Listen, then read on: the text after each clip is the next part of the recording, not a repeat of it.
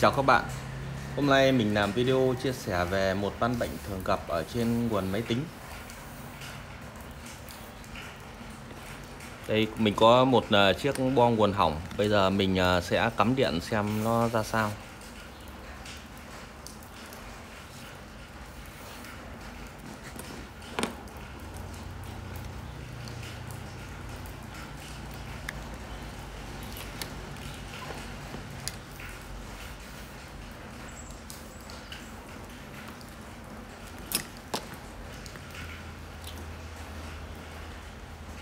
Mình sẽ kích nguồn, dập mát cho chân PS on.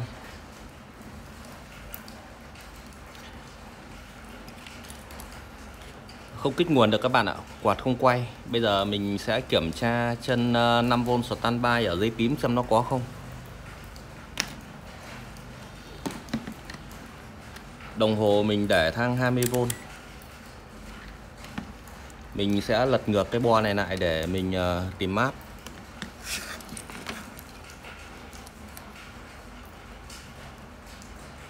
Một đầu que đỏ mình cho vào dây tím và que đen mình sẽ cho xuống mát.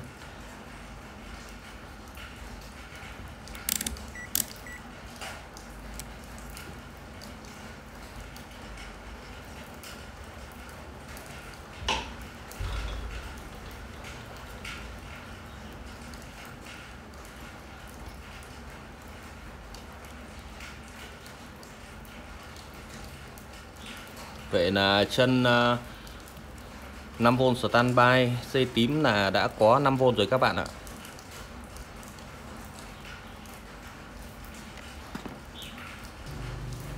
Tiếp theo thì mình sẽ kiểm tra điện áp ở hai đầu tụ.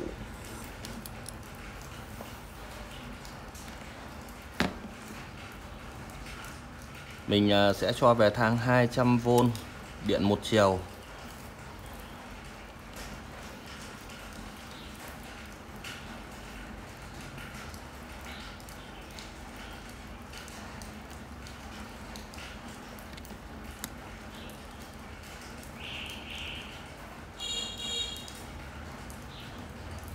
Một đầu tụ thì mình đo được 58V.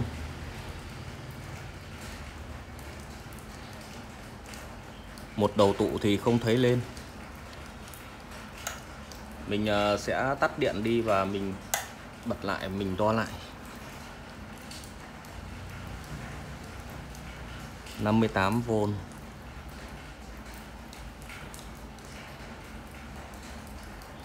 Lên 200V rồi lại xuống không.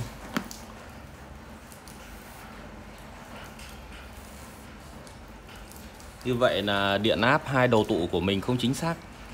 Điện áp chính xác thì ở hai đầu tụ. Để mình rút cái điện này ra, chả phải nó giật bông người lên.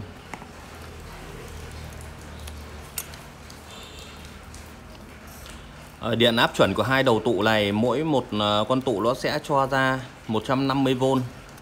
Và hai con tụ này nó mắc nối tiếp thì điện áp nó ra thì nó sẽ cho 300V. Nhưng mà đây mỗi đầu tụ của mình nó sẽ điện áp nó ra nó không chính xác. Bây giờ mình sẽ lấy hai con tụ ở cái xác cái vỉ nguồn khác ra.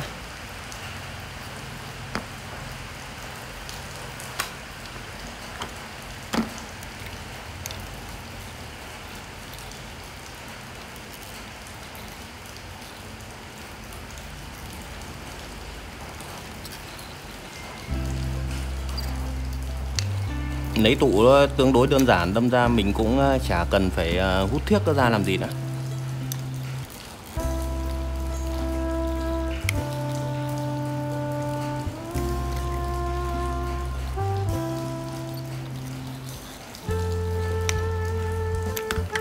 Rồi, mình đã lấy được hai con tụ ra.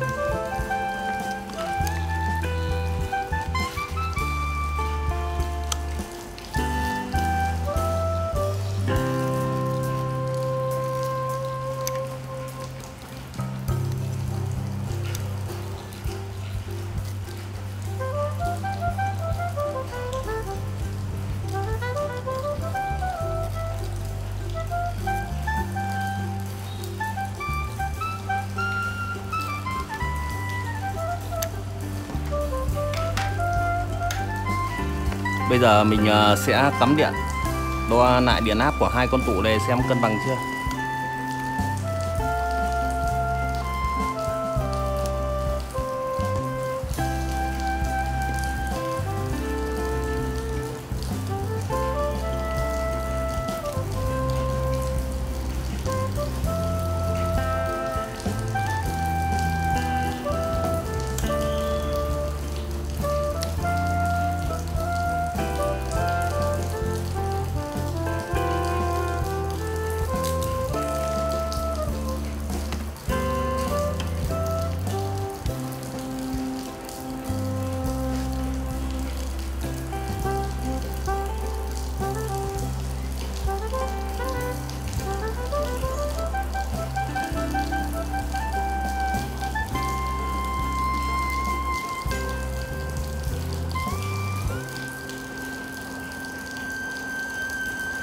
Vậy là mình đã thu được hai áp cân bằng. Tụ bên này được 148V. Tụ bên này thì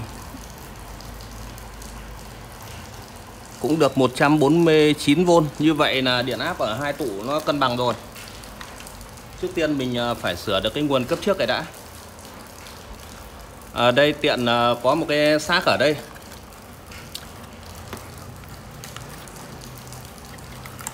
Ở cái vỉ mạch này thì là linh kiện của nó đầy đủ hơn cái vỉ mạch này. Cái vỉ mạch này là nhà sản xuất người ta cắt bớt linh kiện đi. Chứ đầy đủ của nó là phải có cả tụ, nó phải có cả cái con tụ to này để lọc nhiễu và cuộn dây. Đây dòng điện đi qua cầu trì ở cái main board này mình cũng đã rút ra rồi. Đây dòng điện đây, nó sẽ đi qua cầu trì và đi qua con điện trở nhiệt, đi qua cuộn dây, hai đầu của cuộn dây đây, và nó qua một con tụ, nó qua cầu diode và nó sẽ dẫn hai cầu diode này thì nó sẽ cấp điện cho hai con nguồn này. Cái mạch này thì là ở trong điện tử người ta gọi là mạch lọc nhiễu cao tần. Các cuộn dây và tụ điện này sẽ lọc điện áp qua vào cho cầu diode. Ở khu vực này người ta gọi là mạch lọc nhiễu cao tần. Mạch này thì nó đầy đủ hơn.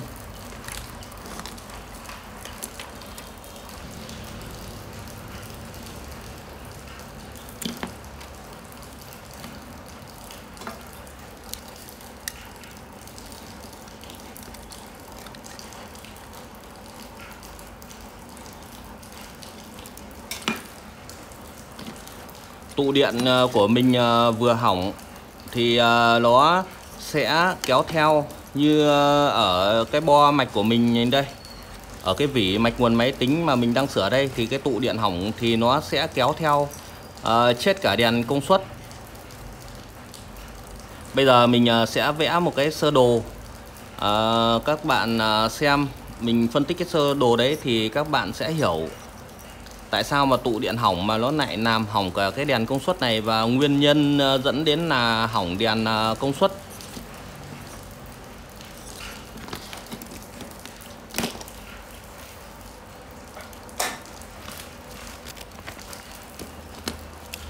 Đây, mình đã vẽ sẵn một sơ đồ ra. Đây khi hai tụ của mình mà hai con tụ to của mình mà mắc nối tiếp, mình sẽ thu được nguồn một điểm 300V xoay chiều. Khi chúng ta cắm điện vào thì nguồn 300V xoay chiều này đưa vào nguồn cấp trước, và nguồn cấp trước này hoạt động ngay và cho ta 5V standby là ở dây tím đấy các bạn ạ. Đồng thời nó cho chúng ta từ biến áp của nguồn cấp trước là cái con biến áp nhỏ. Đây mình sẽ chỉ luôn.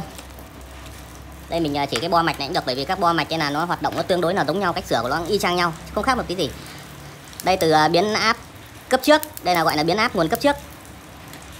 Nó sẽ cho chúng ta hai đường, một đường 5V standby ở dây tím và một đường 12V. Nó sẽ cấp vào IC dao động và đồng thời nó cấp cho ta vào chân số 8 là chân giữa của biến áp đảo pha. Biến áp đảo pha là biến áp ở giữa đây. nó cho vào chân giữa của biến áp đảo pha này. Tiện bo mạch ở đây mình giới thiệu luôn với lại các bạn, đây chính là cái con IC dao động. Thì nguồn cấp trước nó sẽ cho 12V vào con IC dao động này, và đồng thời nó sẽ cho vào chân giữa của cái biến áp đảo pha này nguồn 12V. Ban đầu thì chân PS on là chân xanh lá mà mình để dập mát kích vỉ nguồn đấy. Nó sẽ có 5V do nối tiếp qua đường 5V standby xuống qua một con điện trở. Sau đó là mình dập mát chân PS on, mình dập xuống mát. Thì IC dao động này bắt đầu tạo xung, con IC dao động này bắt đầu tạo xung. Và con IC này nó sẽ tạo ra hai cái nguồn xung, hai nguồn xung điện ngược pha nhau vào hai đường này đây. Hai đường này là hai đường xung ngược pha nhau. Và hai cái đường xung này được khuếch đại qua hai con đèn công suất Q6 và Q5. Khi chân bên trên đưa ra điện áp xung dương, nó sẽ đưa ra hai nguồn xung. Chân bên trên lúc chân bên trên mà nhận được nguồn xung dương, chân bên dưới thì nó sẽ nhận được nguồn xung âm. Và qua cơ chế kéo đẩy đóng ngắt của hai đèn này, lúc đèn này đóng thì đèn này ngắt, đèn này ngắt thì đèn này đóng, thì là lúc thì con đèn Q6 này nó dẫn thì nó sẽ nhận được xung dương, khi mà nó đóng thì đèn Q5 nó sẽ nhận được nguồn xung dương. Hai xung điện này nó sẽ ngược pha nhau như thế qua cái cơ chế kéo đẩy của con Q5 và Q6. Khi Q6 nhận được xung dương thì Q6 dẫn, Q5 nó sẽ tắt. Khi đó dòng 12V nó sẽ đi qua cuộn 8 lên cuộn 9 về Q6 xuống mát. Tại cái thời điểm đó thì ở chân 1 là chân này bên kia của biến áp số 2, biến áp đảo pha đây các bạn nhé. Đây là chân 1 đây. Tại thời điểm đó thì chân 1 ta thu được điện áp xung dương, và chân số 3 tạm thời ta thu được điện áp xung âm. Điện áp số 1, điện áp ở chân số 1 này sẽ đi qua mạch sửa xung. Mạch sửa xung đây bao gồm một con diode đấu song song với lại một tụ điện và đấu nối tiếp với lại một điện trở. Cái mạch này người ta gọi là mạch sửa xung. Dòng nguồn xung dương sẽ đi qua mạch sửa xung, điều khiển cho đèn Q4 dẫn. Lúc này đèn Q4 dẫn thì đèn Q3 tắt. Đèn Q3 tắt do cái chân số 3 này xung âm, nhận xung âm nó sẽ tắt đèn Q3 này đi.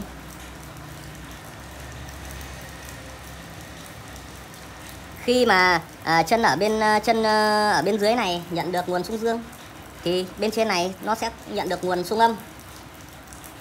Lúc này thì Q6 tắt, Q5 nó sẽ dẫn, và dòng điện từ chân 8 nó sẽ đi từ dòng điện từ chân 8 nó sẽ đi về chân 7, nó đi qua đèn Q5 và nó lại xuống mát.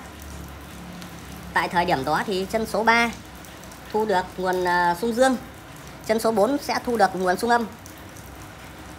Khi đó thì đèn Q3 nguồn xung dương sẽ đi qua mạch sửa xung, đèn cấp nguồn cho đèn Q3, đèn Q3 sẽ dẫn. Đèn Q3 dẫn thì đèn Q4 tắt. Đấy chính là cái quy tắc kéo đẩy của hai xò công suất. Vậy là mình khi mà IC dao động phát ra hai xung thì ở hai cái chân này thì hai đèn Q3 và Q4 nó sẽ thay nhau đóng mở, và dòng điện qua biến áp chính T2. Biến áp chính là cái con biến áp to này các bạn nhé. Biến áp chính là con biến áp to này đây.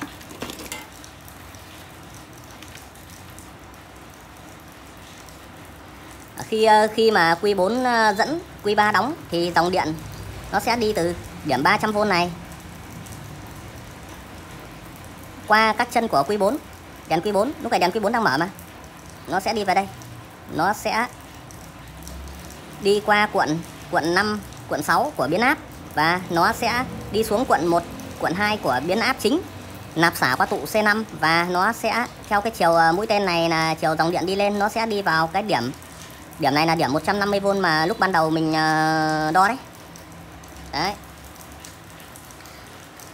Khi mà đèn Q4 tắt, đèn Q3 dẫn thì dòng điện nó sẽ đi ngược lại từ cái điểm 150V này, nó sẽ đi hướng chiều mũi tên này đi xuống, nó nạp xả qua tụ C5 và nó đi qua cuộn 2 sang cuộn 1 của biến áp chính, qua cuộn 4 và 5 của biến áp, rồi nó chạy theo điểm này, nó quay trở lại đèn Q3 và nó lại về mát.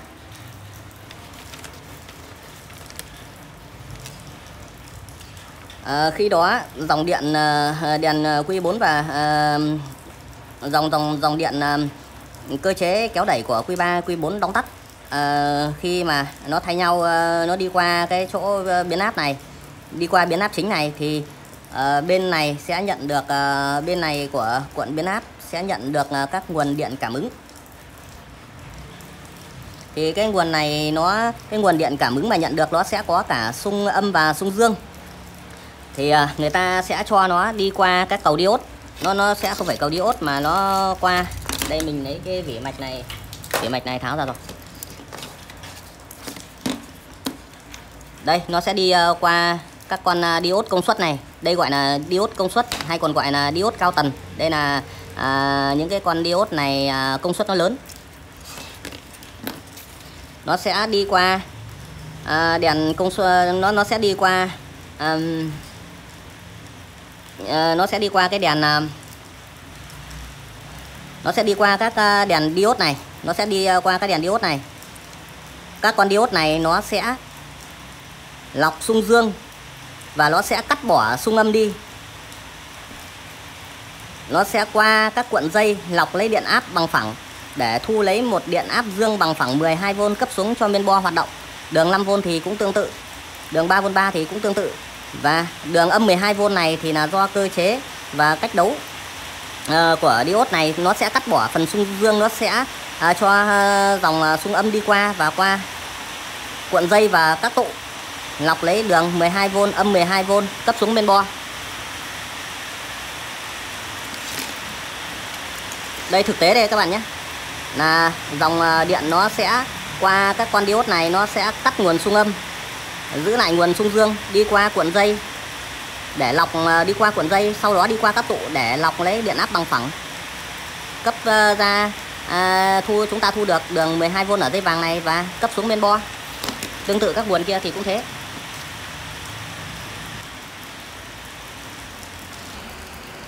Sở dĩ mình vẽ ra một chi tiết, một cái sơ đồ như thế này để các bạn hình dung ra cái cách hoạt động đẩy kéo của đèn Q3 và đèn Q4. Đấy, khi mà điện áp của mình bị chênh lệch như vừa rồi mình sửa hai con tụ đấy, mình thay hai con tụ đấy là điện áp nó chênh lệch, có thể là từ đầu một tụ nó sẽ cho ra 100V và tụ thứ hai nó sẽ cho ra 200V, và nó sẽ đi qua đi xuôi qua các đèn công suất này, và nó sẽ sau khi nó đi xuôi rồi, nhờ cơ chế kéo đẩy nó đi xuôi xong rồi là rồi nó lại đi ngược, nó đi ngược lại thì là nó sẽ qua các đèn công suất, thì là một đèn nhận được 100V và đèn nhận được 200V tương ứng với tụ đấy, thì là hoạt động một thời gian ngắn thôi, nó sẽ dẫn tới làm hỏng hai cái đèn công suất này chỉ vì hai con tụ thôi. Đấy là một nguyên nhân đèn công suất nó chết, nó có nhiều nguyên nhân lắm. Nhưng mà đây mình sẽ chia sẻ một cái nguyên nhân nữa để dẫn tới đèn công suất có thể chết là do chập cái đường 12V này và đường 5V này. Nó sẽ chập đường này và dòng điện đi qua biến áp T2 ở đầu bên kia nó sẽ rất là nóng và dòng điện nó sẽ rất cao đi qua, nó sẽ đi qua các cuộn dây của biến áp chính này, nó quay trở về các đèn như thế này. Nó đi qua các đèn này thì các đèn này đảm bảo là sẽ chết.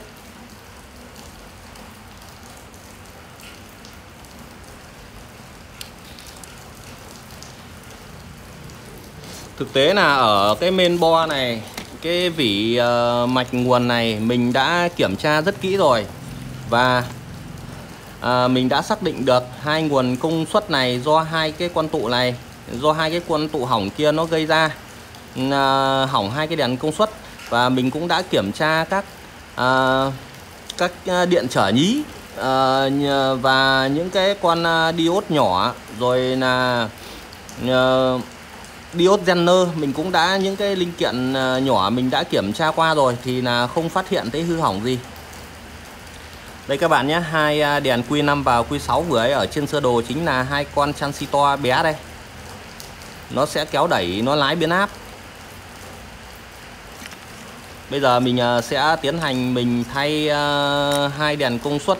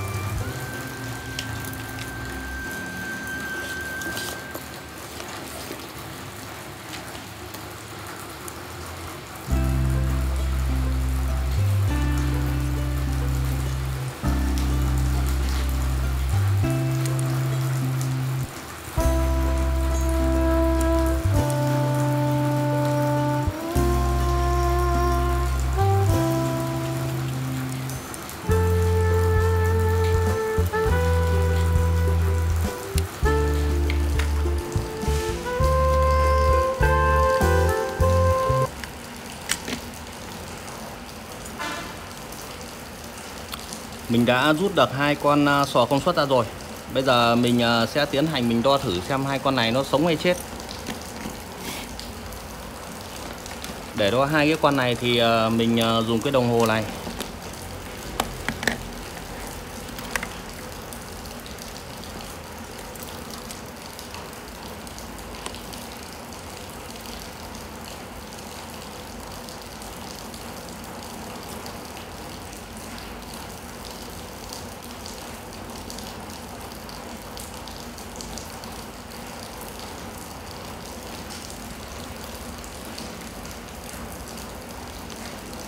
Mình đo đây thì mình đã thấy con sò này chết rồi các bạn ạ. Nó bị chập rồi. Đèn các cực của nó là nó bị mình đo lên thông hết rồi. Nó sẽ không đóng mở được nữa. Đây để đo đèn này mình zoom gần vào đây. Con đèn này của mình có mã là 3009. Mình để đo cái đèn này thì các bạn để đồng hồ ở thang đo nhân 1 hoặc là nhân 10. Que âm các bạn đo hai chiều lên. Các bạn kẹp que âm vào đây, đo hai chiều lên, kẹp que dương vào và que âm đánh nhá. Chiều này nó phải không lên. Lên như thế này là đèn bị chập. Đo cực nào cũng lên.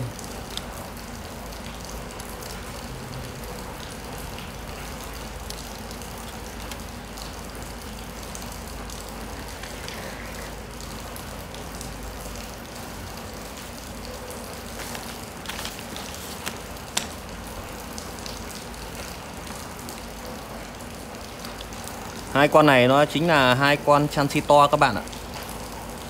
Đây nó có một cái lỗ tỏa nhiệt đây. Nó có 3 chân. Ký hiệu trên mạch của nó là như thế này. Đây là con chansi to ngược. Đây trên mạch sơ đồ nó sẽ ký hiệu như thế này. Bây giờ mình sẽ lấy một cặp chansi to sống ở cái xác khác.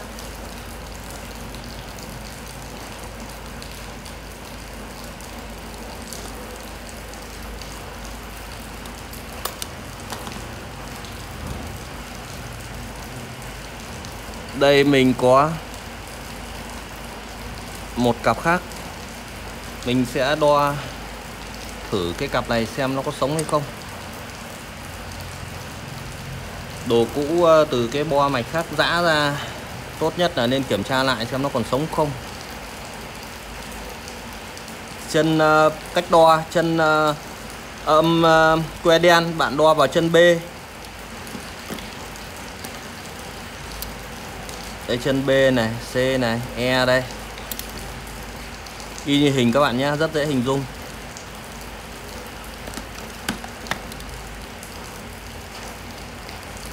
Que đen kẹp vào chân B, que đỏ kẹp vào chân C, chân E. Đo thấy lên kim.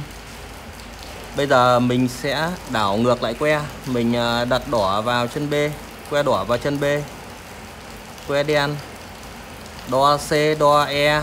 Hai cực đều không lên. Mình sẽ đo tiếp cực C và cực E này, cả hai cực đều phải không lên thì là con chansi to này tốt. Cả hai cực mình đo đều không lên, thế là kết luận con này tốt, mình sẽ thay vào.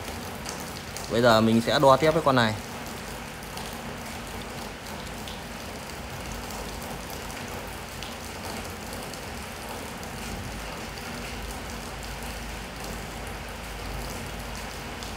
Rồi, con này cũng rất tốt.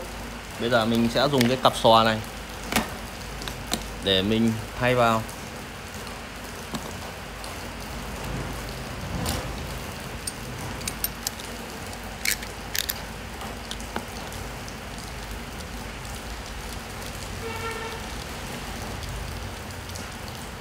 Thay chansi to đèn sò công suất này các bạn phải thay hai cặp giống nhau nhé. Nếu mà nó có 3 con thì các bạn phải thay 3 con giống nhau. Nếu mà nó có 2 con thì phải thay giống nhau.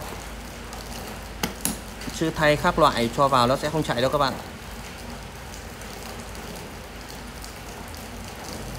Đây, hai con này là hai con hỏng, bỏ ra.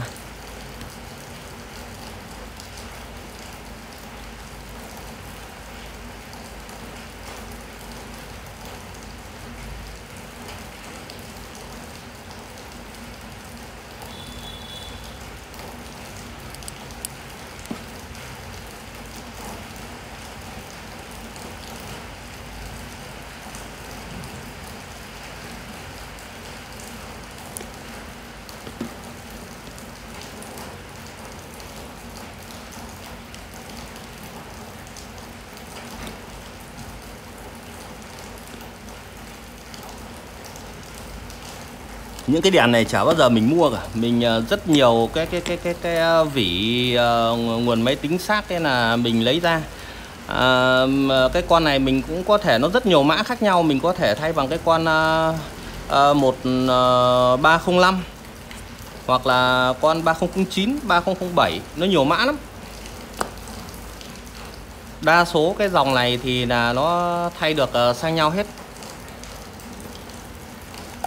Đấy nó là một cái kinh nghiệm thay nhiều rồi.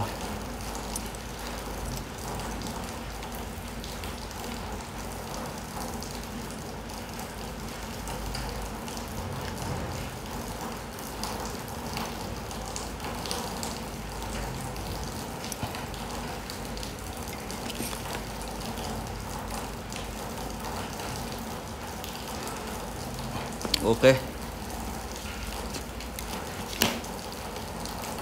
Bây giờ mình sẽ hàn nó vào.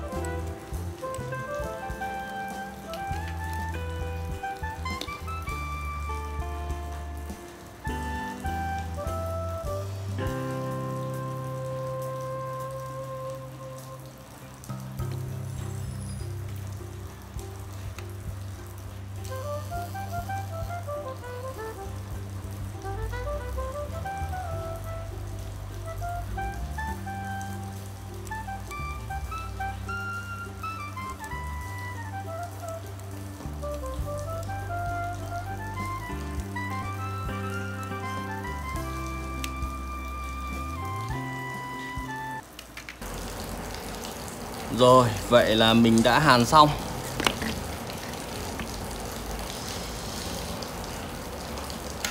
Bây giờ mình sẽ cắm nguồn vào.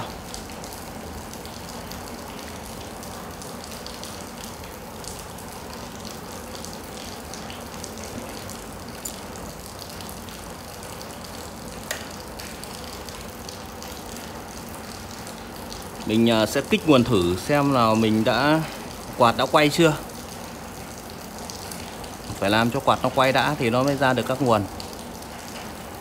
Vậy là mình đã sửa thành công rồi đấy.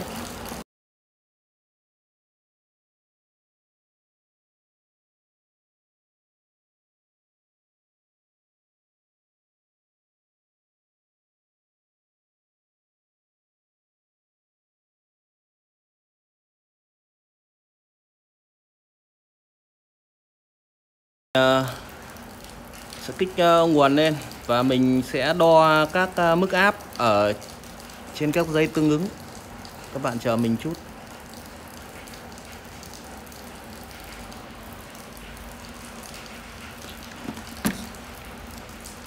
Đồng hồ mình để thang 20V 20V một chiều các bạn nhé.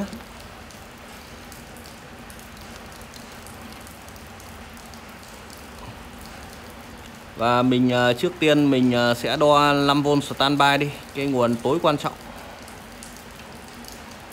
Đương nhiên nó phải có rồi.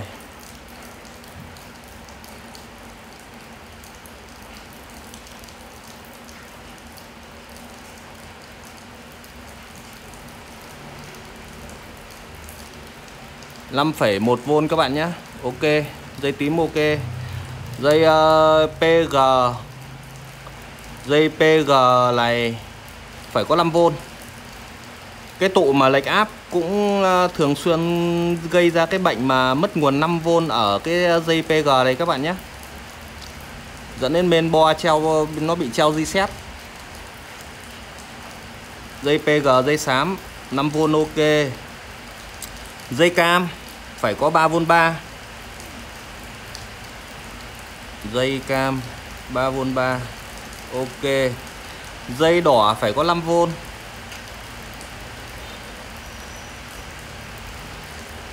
Sau khi đo được 5V dây đỏ 5V các bạn nhé. Sau khi đo được 5V dây đỏ mình sẽ đo dây vàng. Dây vàng phải có 12V. 12V. Và mình sẽ tìm đến cái dây mà vừa rồi mình viết ở trên cái sơ đồ mạch ra, cái dây âm 12V nó thu được đấy, nó chính là cái dây này đây. Dây này là dây xanh nước biển bạn nhé.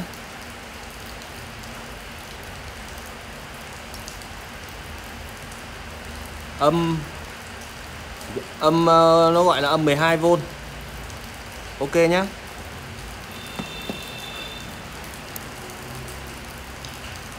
Bây giờ mình sẽ lắp cái nguồn này vào.